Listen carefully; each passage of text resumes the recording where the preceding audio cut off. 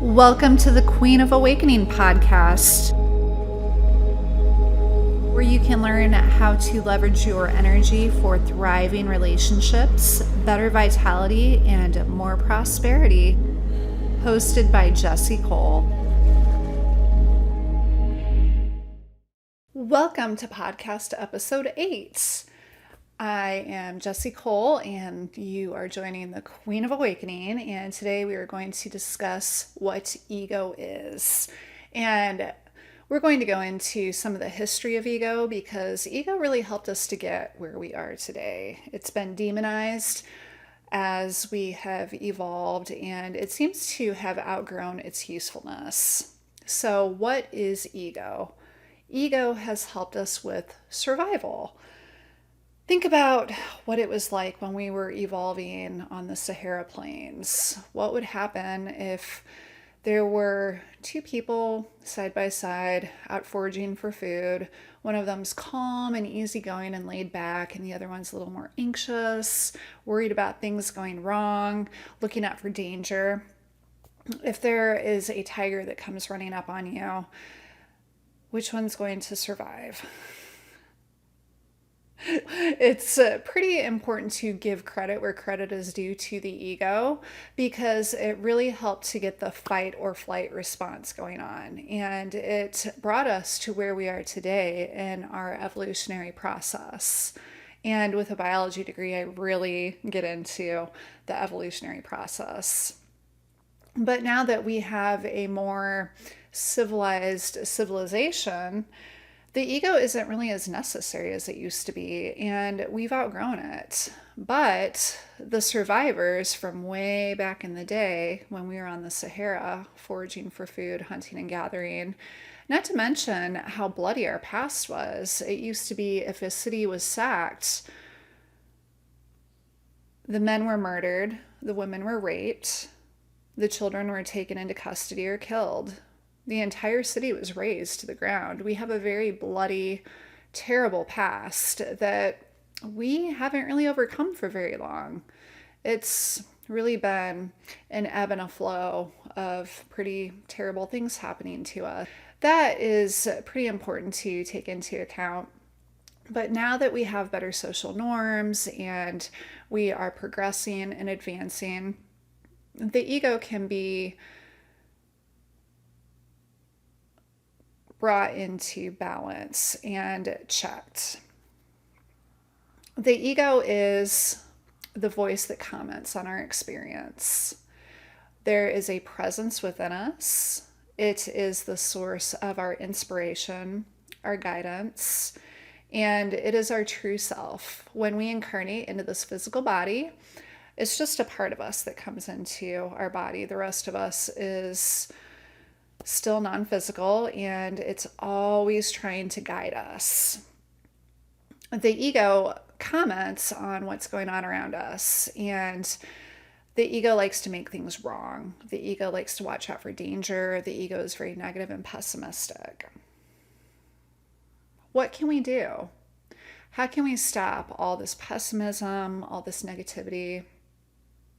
We can observe. If you don't even realize you have an ego, you're trapped in ego mind. You don't even realize that you have some sort of control over your thoughts. Most of the thoughts that we think are reactionary. They are not even consciously generated. They are the result of past programming.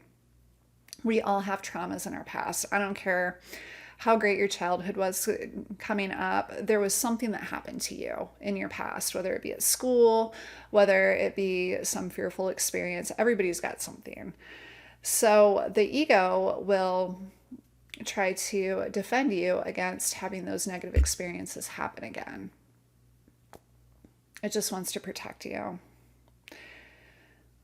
When you are aware that you are a presence behind the monkey mind, the chatter that goes on forever, over and over. Try to quiet your thoughts. Just try.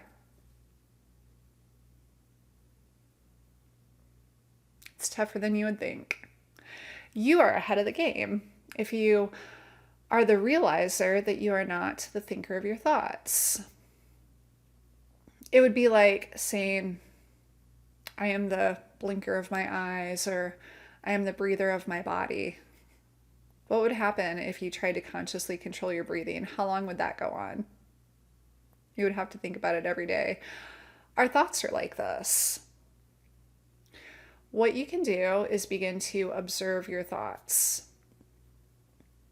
Our thoughts tend to be negative because that helped us with survival.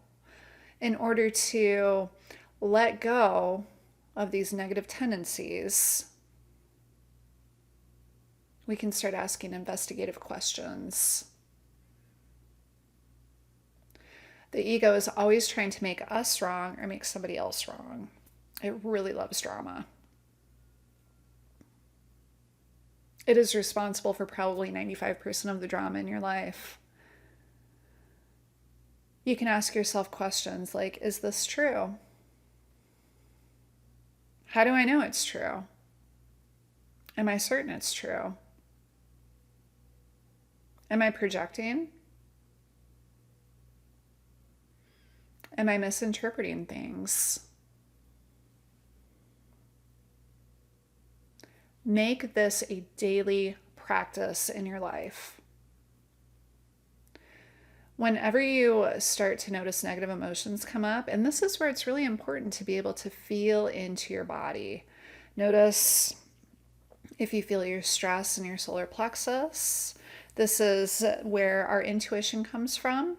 We have an area right above the belly button, and the more that you practice feeling into the body, the more in tune you become with your energy. This is vital. Our body is always trying to send us messages. The body thinks that it's being pretty clear.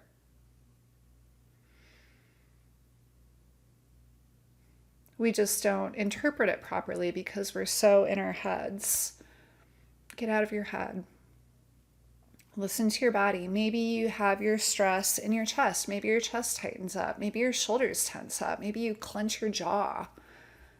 Start to notice the subtle signs that you have when you are stressed. And that way you can start to feel into your body, and that way you can recognize, okay, I'm having a negative reaction. Often we can't even identify our emotions. So you can begin by practice identifying your emotions. Did you know that frustration is a minor form of anger? I was pretty floored when I learned that, because there are a lot of times that I'm frustrated. Being in traffic, running late, do that to myself, standing in line. Take those moments where you naturally are inclined to feel frustrated and feel into your body and just start doing some self-discovery. If you get aggravated with yourself, if you're irritated with somebody else, ask yourself investigative questions. Let's practice this together just for right now. So just close your eyes maybe. If you're driving or something, you don't have to do that. But just think of the last dramatic event that you were thinking about. I'm sure there's something, whether it be work, family, yourself. We all have issues that we're sorting out, don't we? And investigate. Ask yourself really deep, probing questions. Is this true? Is this situation true? How do I know that it's true? Am I certain that it's true? Oftentimes, we misinterpret what is going on around us. The ego takes things, we can only handle so much information. So the ego filters all of that information through our senses, and our perception is skewed. We have been through a lot in our lives. In this third dimensional reality, suffering is what drives us to awakening. Suffering is what causes us to make the choice between a path of positive polarity or negative polarity. The choice is up to you. What are you going to feed in your mind? The positive or the negative? The choice is yours. This can be related to situations with everybody, your family, your friends, your lover, yourself. Whenever you start diving into that negative self-talk, ask yourself, is this true?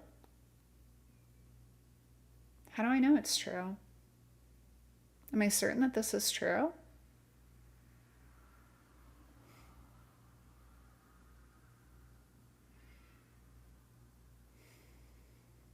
Don't let your past mistakes define you. Start to look at failure as a positive thing. If you don't fail, it means you never tried. Failure is wonderful.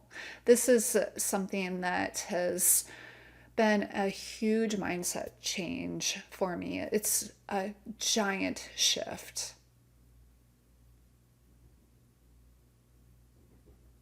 Failure is wonderful. What have you failed at today? Learn from it. Don't let the ego tell you that you're wrong, or you suck, or you mess things up, or that you're a failure. You tried. You're so brave. You are powerful.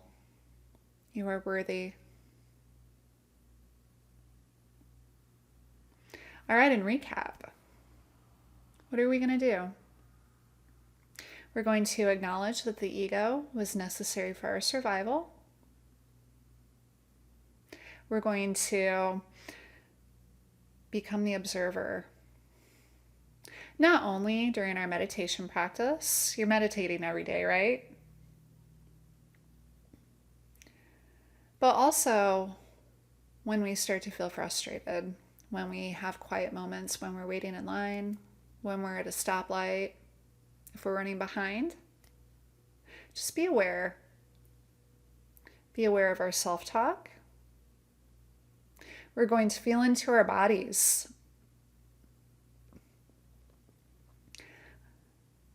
Let your body be your guidance system. Let your negative emotions help you identify that you are moving further away from your source energy, from the light within you. That's all that negative emotions are. Our negative emotions are our guidance system.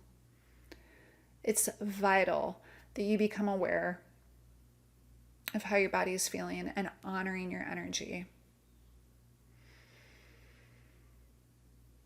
And last, we're going to start asking ourselves investigative questions. That way we can see through our skewed perceptions that we developed as we grew up. Because when we were children, we didn't know. We were so naive. And when we are hurt, a lot of times we'll draw a protective shell around ourselves and close off our hearts.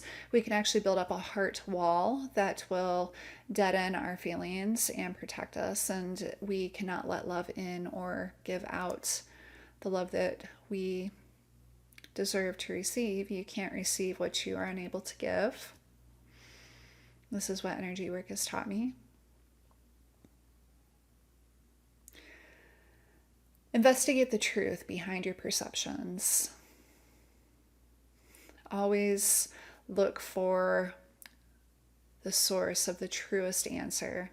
Because if there's drama, oftentimes we are misperceiving. And everybody that we are interacting with is coming at us from love. They're trying to do the best that they can with what they have to work with. That's all that anybody is doing.